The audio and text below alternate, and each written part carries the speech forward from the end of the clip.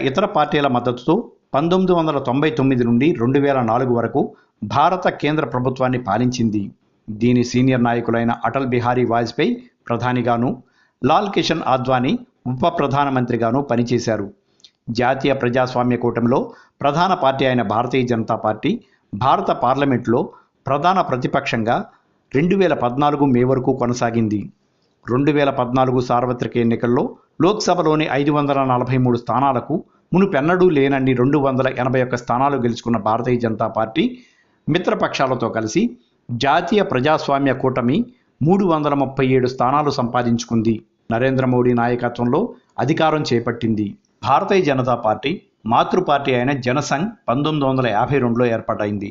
దీనిని జాతీయోద్యమ నేత, మాజీ కేంద్ర మంత్రి అయిన శ్యాంప్రసాద్ ముఖర్జీ ఏర్పాటు చేశాడు. ఇది హిందూ జాతీయవాద సంస్థ. రాష్ట్రీయ స్వయం సేవక్ సంఘ్కు రాజకీయ